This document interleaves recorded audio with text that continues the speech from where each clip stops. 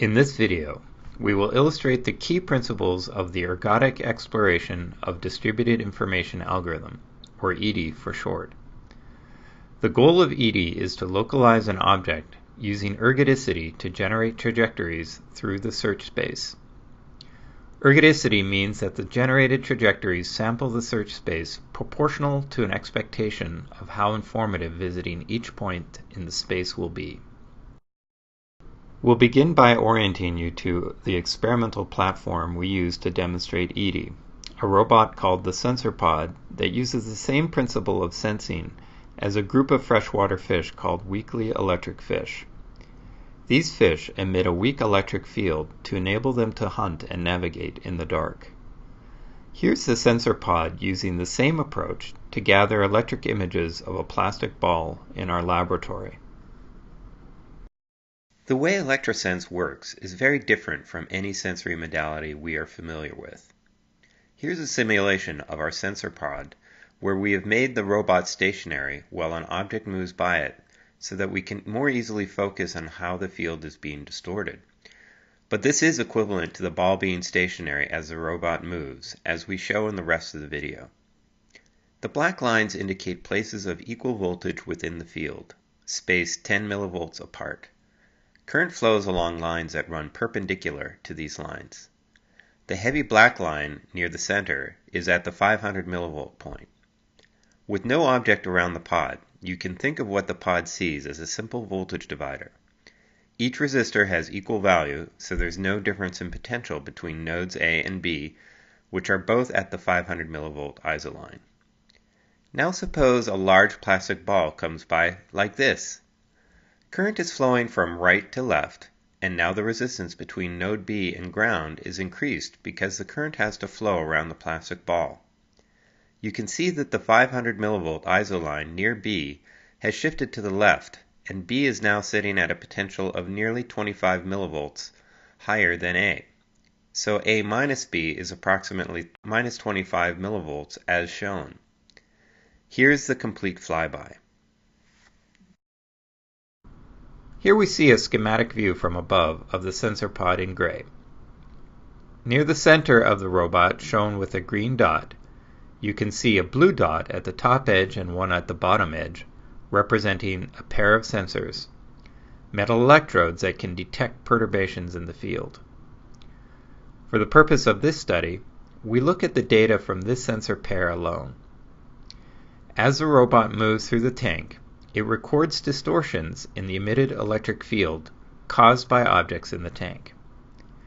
We subtract the top electrode voltage reading from the bottom electrode voltage reading, and we restrict motions to be in the plane without rotation. The large black dot represents a spherical plastic ball, 2.5 centimeters in diameter, placed a bit below the robot to avoid collisions. By measuring the differential voltage reading and associating the reading with the coordinate of the center of the robot at the time of the measurement, we can generate a map of how this target looks to the robot from any point within the plane. Let's freeze the robot for a moment to remind ourselves of what the voltage reading should be at this point. Current flows from the right field emitter to the left. The resistance from the bottom sensor to the left ground pole of the emitter will increase due to the presence of the plastic ball, which is blocking some of the current lines. The top sensor also changes, but not as much. So the bottom sensor voltage minus the top sensor voltage is positive or yellow. The resulting map shown here on the right is called the measurement or observation model. This one is for the plastic ball in the location shown. If the ball were in a different location, such as here, here, here, or here, the values across the map would change correspondingly. Notice how the sensor can obtain similar voltage readings at different places within the tank. In fact, the measurement model here is highly nonlinear and highly non-unique. The EDI algorithm assumes that the measurement model for the object being localized is known, but does not depend on any of the specifics of the measurement model or other details of the experimental platform we are illustrating it with here. Here's an example of an ergodically optimal trajectory generated by the ED algorithm for the sensor pod, looking for a sphere with the measurement model shown previously. On the right, you can see how the likelihood of the object being at any particular point in the space evolves as the trajectory proceeds. To understand ED, we begin with the sensor pod making measurements as it follows the trajectory shown around our plastic ball. This results in the voltages you see plotted along the bottom, consistent with the measurement model. Now let's suppose you believe the sphere is in one of the 4 colored locations shown in this animation. The black dot is the actual location of the object, unknown to the sensor pod. As the sensor pod moves, it collects measurements, shown as the black noisy line. Along with those measurements, we show what the sensor pod would measure, neglecting noise, if the object was located at each of the colored locations. As you would expect, the magenta line is very similar, since that location is close to the actual object location, while the cyan line is very dissimilar. As the measured voltage for each of the 4 possible locations is more similar to what would be expected if that were the actual object location, the probability of the object being in that location increases, shown in the histogram to the right. Object 3 is the probability of the target being at the magenta dot. Instead of assuming only 4 possible locations for our target, we can allow the object to be anywhere. This is like the prior step, but with a histogram for every possible position within the space. Now we are able to compute the likelihood that our object is at any particular point in the space, what we call the belief or probability map. The algorithm terminates when the variance, the inverse of the histogram bar height, for a location goes below a certain threshold. After one pass through the space, we can see that the variance has not yet dipped below our threshold, so we need to explore the space further. But how do we explore the space in an optimally informative way given the knowledge we have so far acquired? With the current probability map of the object, we should be able to use our observation model to guide our decision as to where to explore next. To motivate that idea, consider the gradients of the observation model along the x and y directions, as shown here. It is intuitive that we should collect measurements where the gradient changes most rapidly, because in those locations, small changes in the trajectory of the robot result in big differences in the measurements, and allow us to rule out correspondingly more locations that the target could be. Moving the robot in the locations where the gradient barely changes does not gain much information, so our trajectory planner should avoid those locations. We can quantify the information value of locations within our measurement model by looking at the spatial derivative of the model along the 2 directions of movement, as shown here. We can combine these 2 spatial derivatives to estimate the Fisher information. Here's what the computed Fisher information of our space looks like for an object located at the origin.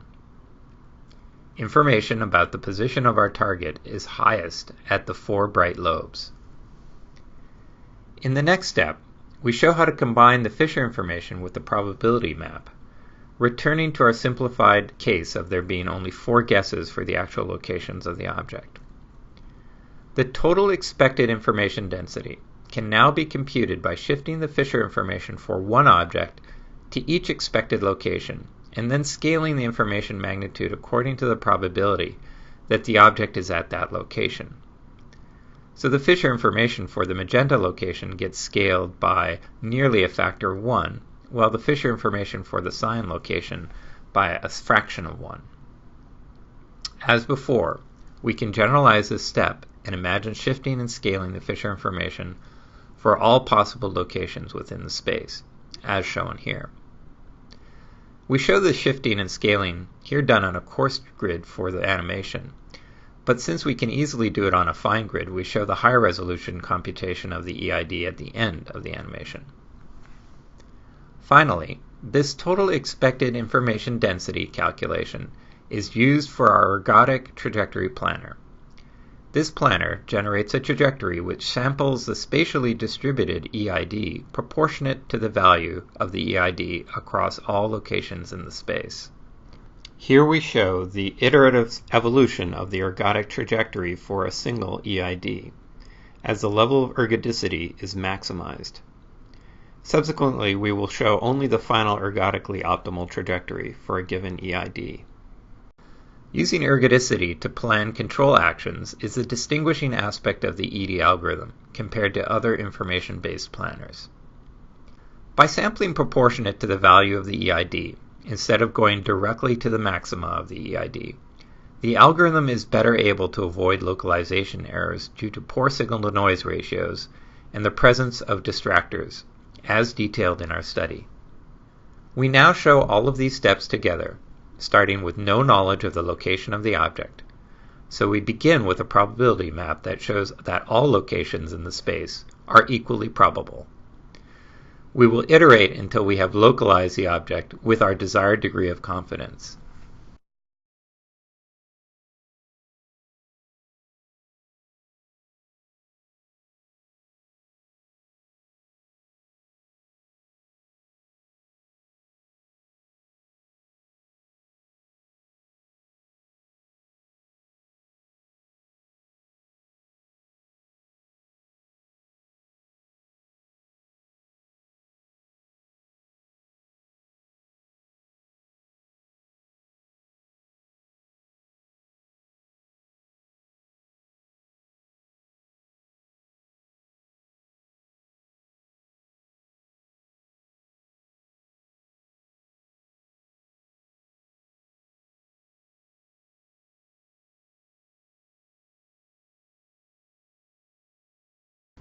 In summary, the ED algorithm offers an approach to searching for objects that is sensitive to the spatial distribution of information.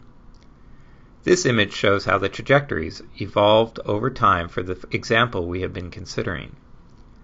Notice how the ergodic planner samples the space in a broad way, prioritizing exploration, when the EID is diffuse, and in a more focal way when the EID is non-diffuse, prioritizing exploitation. Our approach automates the trade-off between exploration and exploitation in one metric, and works well in the presence of distractors or when signal quality is poor, as shown in the results of our study.